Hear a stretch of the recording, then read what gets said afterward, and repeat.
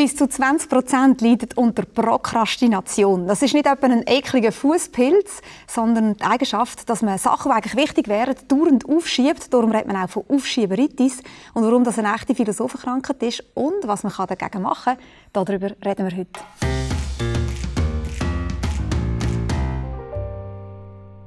Ja, heute zusammen, das ist Fleisch und Bossart. Heute geht es um Prokrastination, um Aufschieberitis. Und ich sage schon vorweg, das hat manchmal sogar etwas Gutes. Aber zuerst reden wir über das Problem. Yves, bist du eher so Team Peach Weber?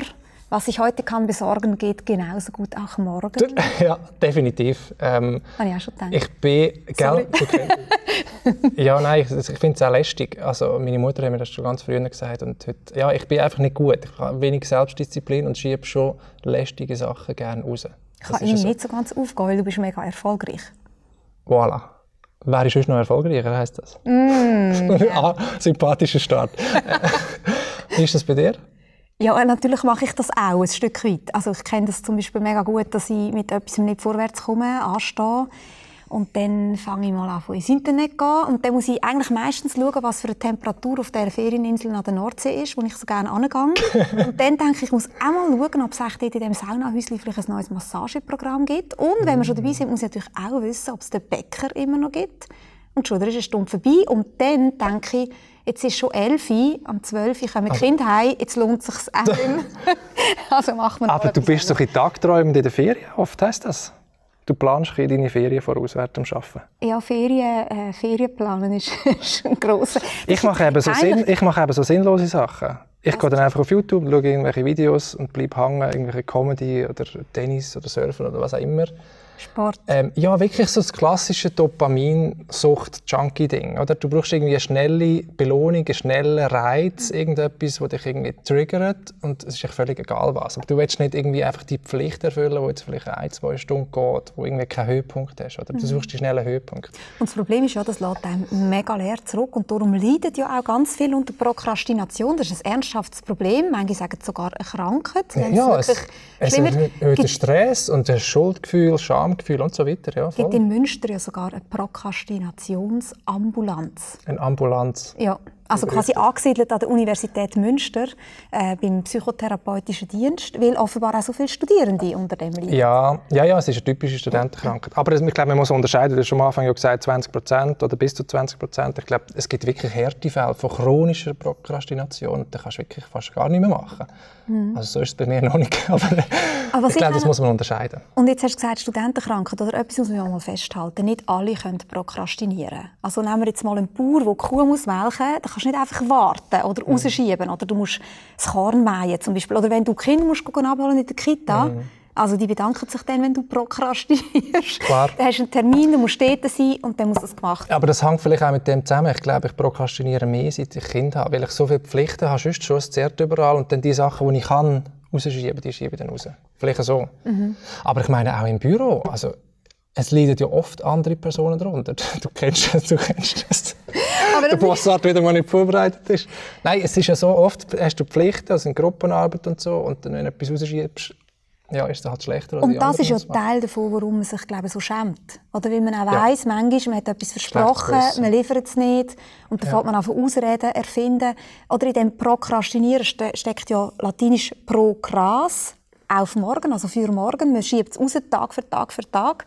Und schlussendlich liefert man dann vielleicht schon irgendwann, aber die anderen sind natürlich dazwischen irgendwie... Steuern.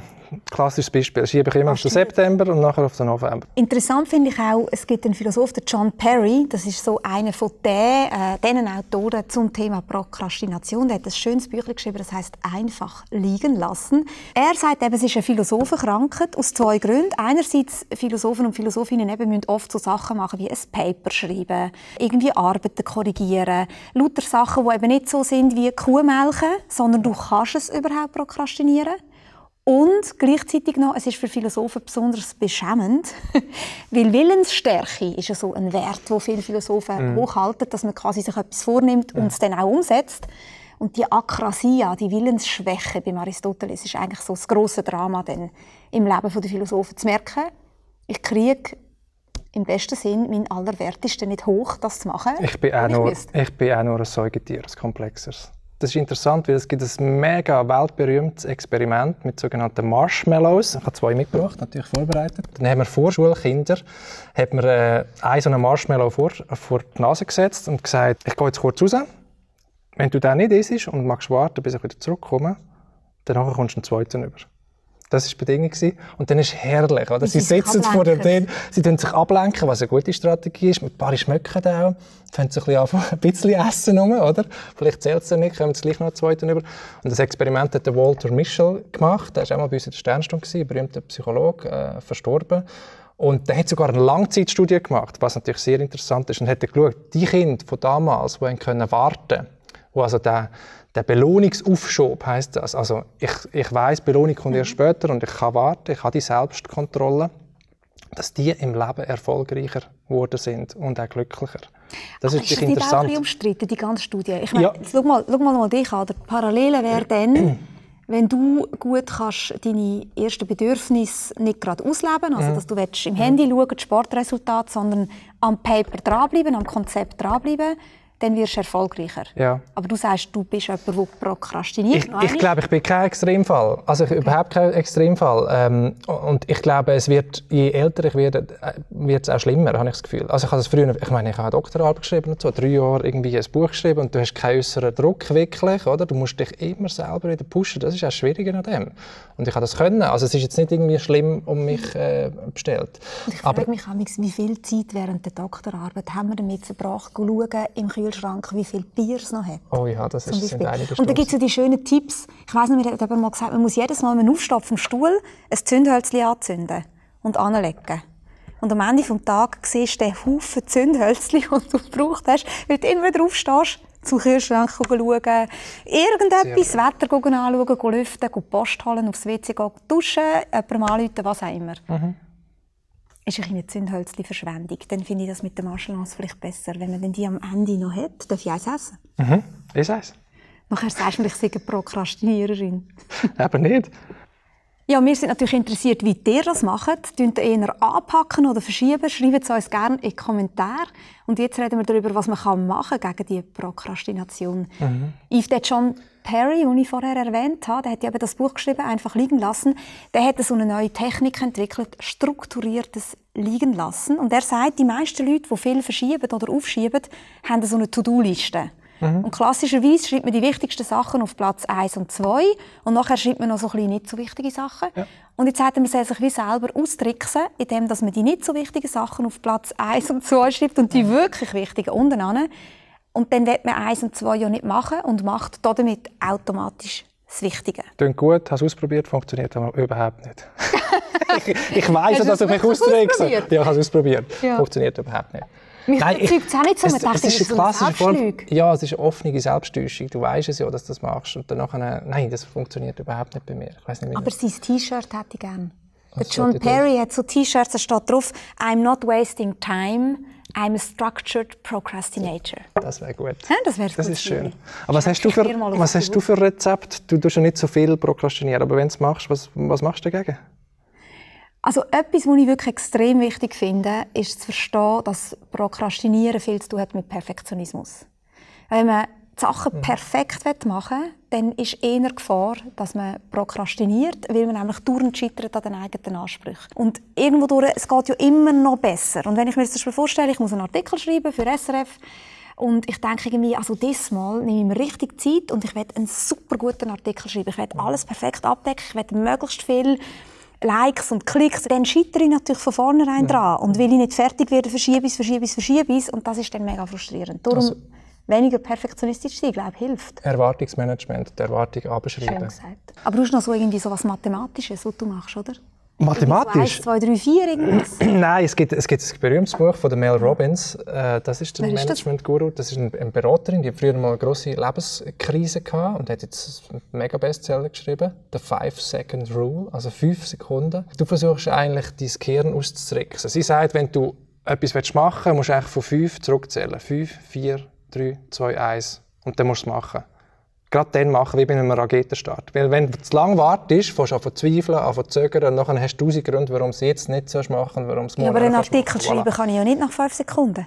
Nein, aber du fängst einfach an. Und der Anfang ist das Wichtigste. Die Hälfte des Ganzen, wie der Aristoteles sagt. Oder? Und oft aber ist der erste Schritt... Ich kann immer super gut anfangen. Dann tue ich meine Bleistift spitzen, ich mache mir einen Kaffee, ich tue ein paar Gutzli an, das ist noch nicht ich zünde eine Kerze an. Mal, dann fange ich an zu lesen und so. Ich fühle mich super. Und nach 10 Minuten muss ich schauen, wie das Wetter ist auf der Nordsee. Aber das ist jetzt aber super. Das finde ich wirklich... Also, ich glaube, das ist die Aktivierungsenergie, wo du sozusagen... Ja, nein, das ist ein Ausdruck aus der Chemie, oder? Also, damit eine Reaktion überhaupt zustande kommt, braucht es immer am Anfang eine gewisse Energie. Und du machst das durch ein Ritual. Das stimmt, ja. Das ist mega klug. Du fährst eigentlich mit etwas schon ab, noch nicht mit dem Richtigen. Ich bin ganz glücklich. Das ist ein riesen Tipp, nehme ich mit. Und Ritual, mir hilft zum Beispiel auch, in eine Bibliothek zu gehen. Weil mir hilft, glaube ich, der Druck von den anderen, sich in eine Gruppe zu begeben. Und das ist ja mega nervig, wenn du in der Bibliothek sitzt und dauernd laufen die Leute rum. Also sitzt man dann schön still und denkt nicht, ich muss jetzt geschwind einen Kaffee trinken, so, sondern eine Stunde bleibst du dann dort schon. Für mich ist das eine gute Strategie, äußeren Druck aufbauen. Schauen, dass andere etwas von dir wollen und dich immer wieder erinnern, dass du das machen musst. Das ist mega doof, dann muss ich dir immer anrufen. Ja, nicht nur du. Ja, nein, das brauche ich wirklich. Und das andere ist so kleinteilig. Also nicht den grossen Berg besteigen, sondern zuerst mal die erste Etappe oder den ersten Schritt. Das finde ich wichtig. Und das Dritte bei mir ist der Prozess verschönern, versüßen. Also wenn ich zum Beispiel Wäsche aufhänge oder Küche mache, höre ich irgendetwas, Musik oder einen Podcast, wo ich leider nicht so gut beim Artikel schreiben. Ja, das stimmt. Bei mir auch nicht. Aber, also ich kann auch nichts hören zu dem. Aber bei vielen Sachen geht das recht gut. Ja, und am Anfang haben wir ja gesagt, Prokrastination kann manchmal auch etwas Gutes sein. Warum das so ist, das besprechen wir jetzt noch. Ich habe ein Buch gelesen von Oliver Burkeman. Das heisst 4000 Wochen mit so einer Banane, die langsam faul wird vorne drauf. Haben sicher viele Leute das Cover gesehen. Ein riesiger Bestseller und ich muss wirklich sagen, ich finde recht ein überzeugendes Buch. Und in diesem Buch macht Burkeman eine interessante Beobachtung. Er sagt nämlich, Prokrastination kann manchmal gut sein, weil man nämlich dann dafür zu dem vordringt, was man wirklich will. Weil, wie wir schon gesagt haben, prokrastinieren kann man vor allem mühsame Sachen. Und umgekehrt erzählt er von sich selber, dass er so ganz ein pflichtbewusster Typ ist, der immer alles pünktlich erledigt hat und damit auch die Leute eingeladen hat, ihm immer noch mehr Arbeit zu geben, weil er macht ja alles perfekt, schön, just in time, während andere am Schludern sind.